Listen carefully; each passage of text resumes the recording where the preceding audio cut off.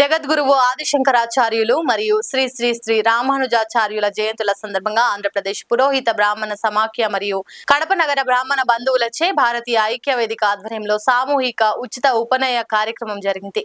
ఈ సందర్భంగా బ్రాహ్మణ సంఘాల ఆధ్వర్యంలో శ్రీ వేదవ్యాసీయతి సేవాశ్రమం ఆలంఖాన్ పల్లె కడప నందు ఉదయం 105 నిమిషాలకు ఆరుద్ర నక్షత్ర యుక్త మిథున లగ్న పురస్కారశం నందు ప్రతి సంవత్సరం లాగే ఈ సంవత్సరం కూడా బ్రాహ్మణ వటువులకు ఉచితంగా సామూహిక ఉపనయములను నిర్వహించారు.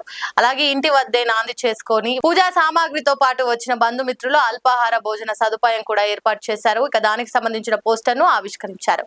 ఈ కార్యక్రమంలో బ్రాహ్మణపల్లి చంద్రమౌళి శర్మ, వారణాసి శ్రీధర్ శర్మ, టీవీఎస్వి ప్రసాద్ రావు తదితరులు పాల్గొన్నారు. జై బ్రాహ్మణ్, జై పురోహిత. శివాయ విష్ణు రూపాయ శివ రూపాయ విష్ణవే. విష్ణుస్య హృదయం శివ, శివస్య హృదయం విష్ణు. సనాతన ధర్మానికి శ్రీ శంకరాచార్యుల వారు, శ్రీ రామానుజుల వారు రెండు కళ్ళ వంటి వారు. అడ్డం బొట్టు నిలువు బొట్టు అని బ్రాహ్మణ సమాజం విడిపోతుంటే బొట్టే వద్దనే వాళ్ళు సమాజంలో పెరిగిపోతున్నారు.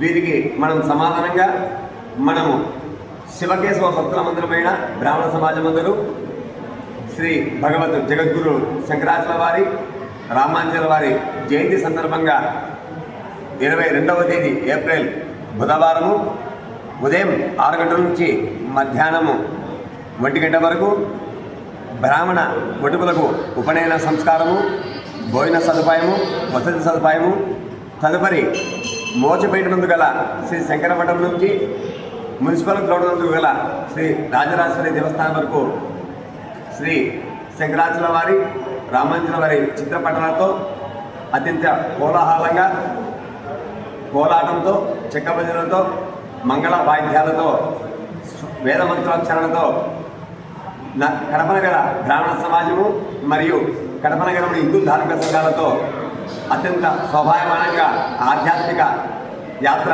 జరపబడుతుంది. దీనికి 50 మంది కడప నగర హిందూ బంధువులు విచ్చేసి జయప్రదం చేయవలసిందిగా ప్రార్థన. ఈ కార్యక్రమము ఆంధ్రప్రదేశ్ పురోహిత బ్రాహ్మణ సమాఖ్య మరియు భారతీయ హిందూ ఐక్య వేదిక ఆధ్వర్యంలో జరపబడుతుంది. విశేషంగా ఈ కార్యక్రమానికి ఆంధ్రప్రదేశ్ పురోహిత బ్రాహ్మణ సమాఖ్య పౌరవిత్యాన్ని కులవృత్తిగా గుర్తించాలి అనే నినాదంతో ముందుకు పోతూ మార్గదర్శించినటువంటి శ్రీ గౌరవాధ్యక్షులు యామజాల నరసింహమూర్తి గారు, గౌరవ అధ్యక్షుల వారు పొదిలి నారాయణమూర్తి గారు, తెన్నెటి సునీల్ శర్మ గారు ఈ కార్యక్రమానికి ముఖ్య అతిథిగా విచ్చేస్తున్నారు. మరొక విశేషం, ఆ రోజు విజయనగర సామ్రాజ్య స్థాపన తీసుకున్నటువంటి శ్రీ విద్యారణ్య స్వామి వారి జయంతి కూడా.